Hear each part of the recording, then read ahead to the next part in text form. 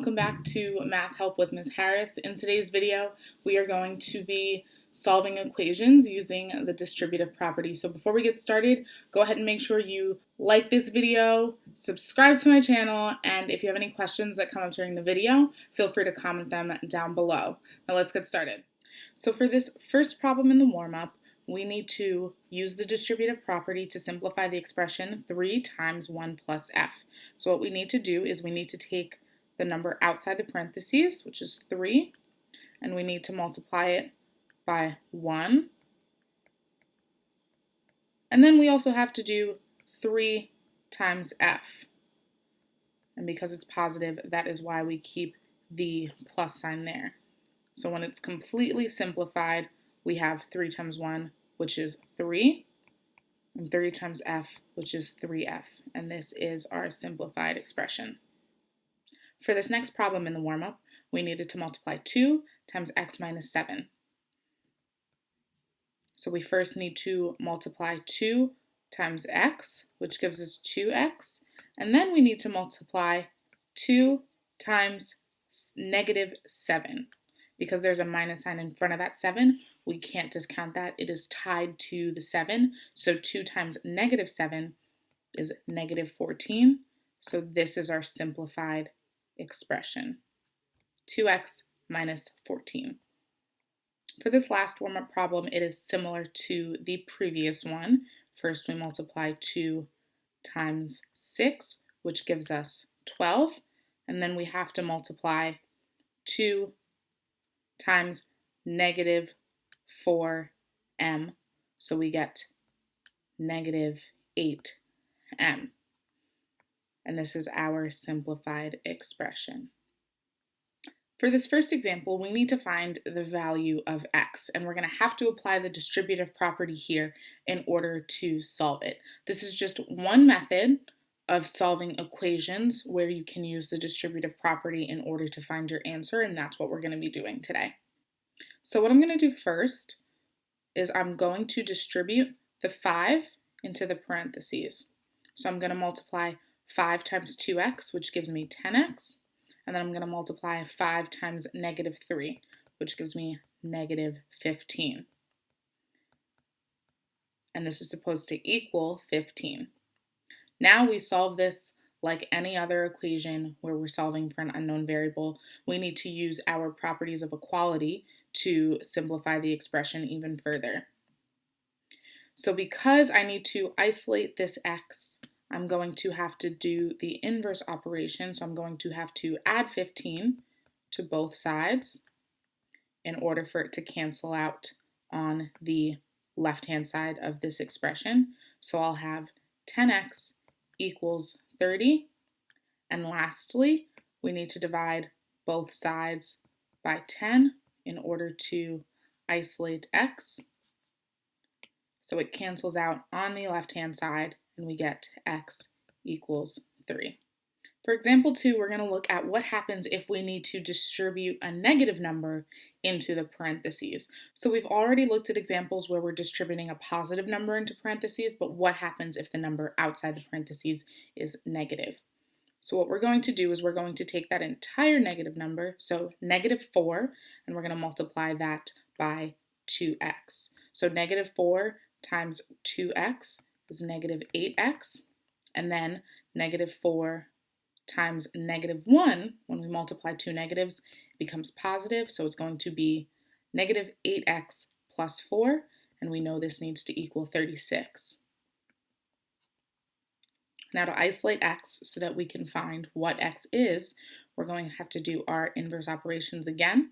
So we're going to first subtract 4 on both sides. So all we have remaining on the left-hand side is negative 8x, and on the right-hand side, now we have positive 32.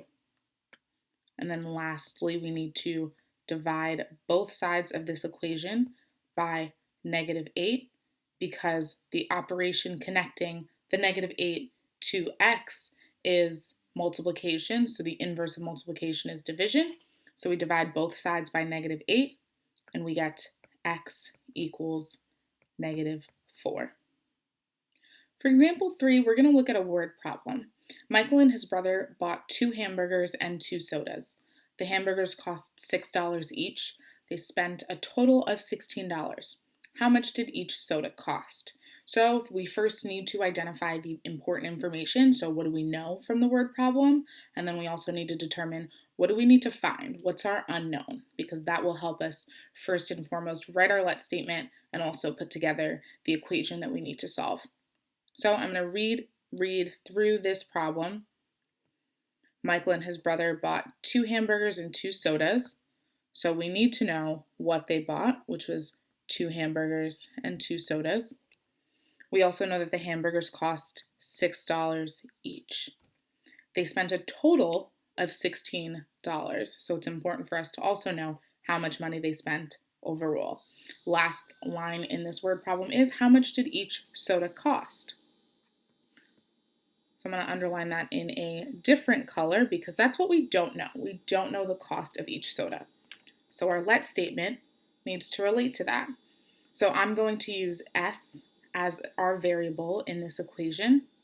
How much did each soda cost? We need to find the cost of each soda. So let S equal the cost of each soda.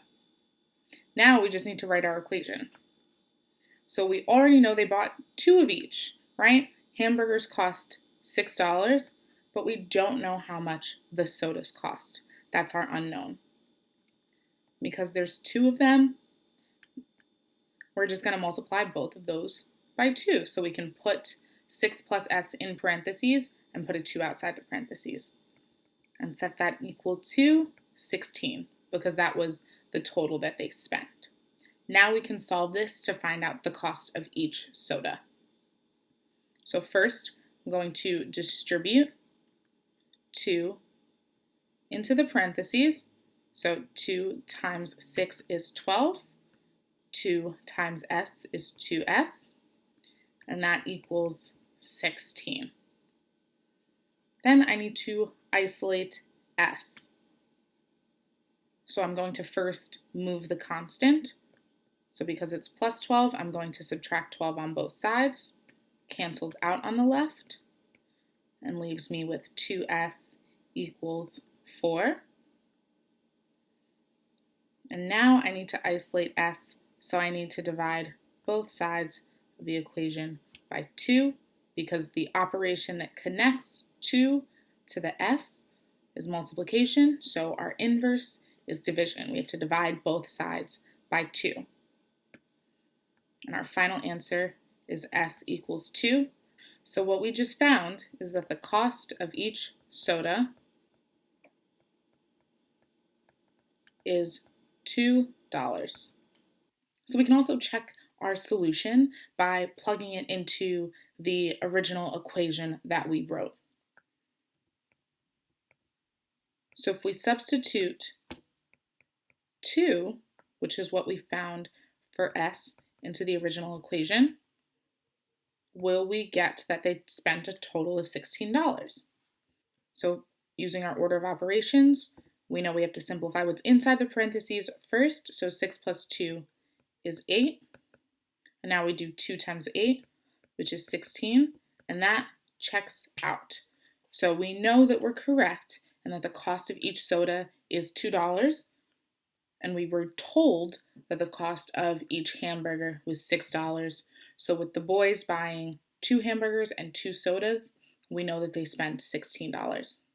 For our last example, we need to find the value of x when we're given this complementary angle. So remember, complementary angle means that the sum of the angles is 90 degrees. And that's super important for us to remember here in this problem, because when we add together what's given to us already, which is 3 times x plus 2, plus 48, which are the 2 angles that are in this right angle, we know that it's supposed to total 90. So that's how we'll write our equation. We have to add the 2 angles that were given and set them equal to their total, which is 90. Now, in order for me to simplify this, I need to use the distributive property so I can eliminate the parentheses that are in this equation. So I'm going to start by distributing 3 into the parentheses, which means I'm doing 3 times x, which is 3x, and then 3 times positive 2, which is positive 6, and then what's outside the parentheses is plus 48 equals 90. Now I need to combine my like terms, so I need to add together 6 and 48. So I have 3x plus 54 equals 90. Now I need to simplify this even further using the properties of equality, right, and performing inverse operations. So I'm going to subtract 54 on both sides because we always move the constant first. The term with our unknown variable in it is always the last thing we touch. And that leaves me with 3x equals 36. And lastly, because it's 3 times x, we're going to divide both sides by 3. And that leaves us with x equals 12. So we know that the value of x is 12.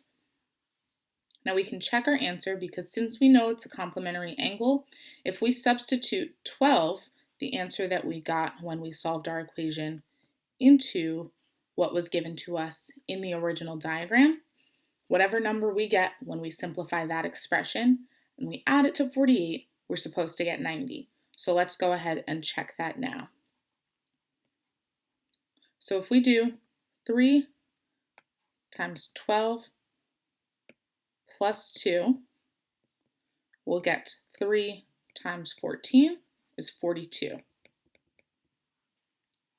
Then if we add 42 plus 48, which is that other angle in this complementary angle, we get 90. So we know our solution's correct. We know that we are accurate in saying that x equals 12. So I hope you guys found this video helpful. If you have any questions, feel free to comment below. Don't forget to like, share, subscribe, and I'll see you guys next time.